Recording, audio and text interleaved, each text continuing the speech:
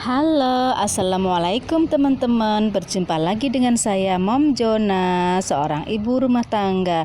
Apa kabar teman-teman? Semoga teman-teman sehat selalu dan dilancarkan rezekinya. Amin ya robbal alamin. Di video kali ini, Mom Jona akan sharing tentang alasan mengapa bisnis sembako sangat menguntungkan ya teman-teman. Secara garis besar, usaha yang berfokus untuk menjual kebutuhan sehari-hari adalah jenis usaha yang tidak akan pernah sepi ya teman-teman. Salah satu jenis kebutuhan sehari-hari yang bisa dimanfaatkan sebagai peluang usaha adalah usaha sembako ya teman-teman. Nah, lantas apakah benar jenis usaha yang satu ini memang membawa keuntungan yang besar bagi pemiliknya? Banyak yang masih meremehkan usaha 9 bahan pokok sembako, meskipun sebenarnya usaha ini sangat menjanjikan ya teman-teman. Nah, apabila teman-teman masih merasa ragu untuk memulai usaha ini, maka ada beberapa alasan mengapa bisnis sembako patut menjadi ide usaha yang dilakukan pada masa sekarang ini ya teman-teman. Nah, untuk yang pertama yaitu selalu ramai pembeli ya teman-teman. Sembako merupakan bahan komoditas yang pasti akan selalu dibutuhkan oleh masyarakat ya teman-teman, karena untuk memenuhi kebutuhan sehari-harinya seperti minyak goreng, garam, gula, dan beras merupakan kebutuhan makanan pokok yang selalu dikonsumsi oleh masyarakat, sehingga teman-teman tidak perlu takut untuk kehilangan pembeli sebab mereka pasti akan membutuhkan bahan-bahan itu ya teman-teman. Terlebih harga sembako yang dijual di toko kelontong akan lebih murah dibandingkan dengan harga yang dijual di supermarket ya teman-teman. Nah, oleh karena itu teman-teman bisa memanfaatkan momen dan sentimen masyarakat itu dengan membuka bisnis sembako ya teman-teman. Apalagi jika teman-teman merupakan orang yang tinggal di desa dan berusaha untuk turut membantu masyarakat memenuhi kebutuhan pangan mereka. Terus untuk yang kedua yaitu dapat menentukan harga sendiri ya teman-teman.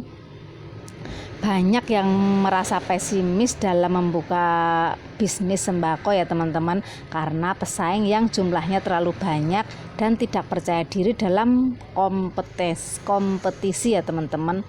Padahal jika teman-teman menjalankan bisnis ini, maka sebagai pemilik teman-teman dapat menentukan sendiri perbedaan keuntungan atau harga sembako itu ya teman-teman. Nah, tentu saja penentuan harga pun harus tetap disesuaikan dengan harga sembako yang sudah ada di pasaran ya teman-teman.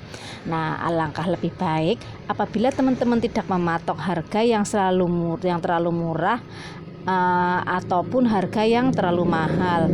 Untuk menentukan harga itu teman-teman bisa menggunakan peraturan yang dirilis oleh Kementerian ya teman-teman ya, mengenai patokan harga pangan nasional sebagai salah satu bahan referensi, sehingga harga yang ditentukan dapat menguntungkan dan tidak melanggar peraturan gitu ya teman-teman.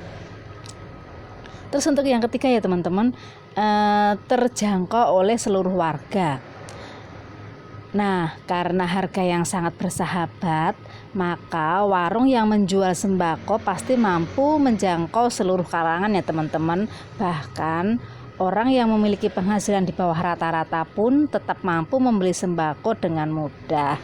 Mereka dapat membeli karena di warung sembako ada sistem kuantitas yang disesuaikan dengan kantong pelanggan ya teman-teman.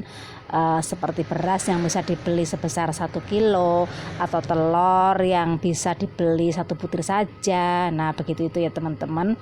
Terus dan yang lain sebagainya ya teman-teman. Nah, hal ini tidak akan bisa ditemui apabila berbelanja di supermarket ya teman-teman, sebab sudah ada pakem mengenai kuantitas barang harus dibeli untuk produk sembako ya teman-teman. Seperti contohnya, jika ada pelanggan yang ingin membeli beras, maka mereka harus membeli beras sebesar 5 kg, gula harus 1 kg, dan lain-lain ya teman-teman.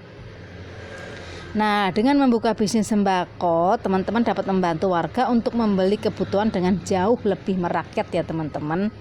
Seperti contohnya kayak tadi ya teman-teman, bisa membeli dengan jumlah kecil gitu ya teman-teman. Terus yang keempat ya teman-teman, modal yang cukup kecil ya. Terakhir ketika membuka usaha ini, teman-teman tidak perlu mengeluarkan modal yang terlalu besar ya, hanya dengan memperbarui stok sembako yang tidak terlalu mahal dan memakai tempat yang strategis ya teman-teman. Nah, teman-teman sudah bisa memulai usaha ini dengan baik ya teman-teman. Bisa disimpulkan bahwa usaha sembako merupakan jenis usaha dengan prospek yang sangat baik dan bisa dijalankan oleh siapa saja ya teman-teman. Jadi bagaimana teman-teman? Apakah teman-teman tetap tertarik untuk membuka bisnis sembako ini? Nah, semoga teman-teman yang ingin membuka usaha bisnis sembako ini cepat terrealisasi ya teman-teman. Semoga teman-teman sukses selalu. Terima kasih sudah menonton.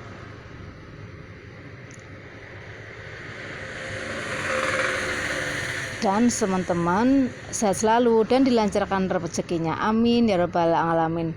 Wassalamualaikum warahmatullahi wabarakatuh.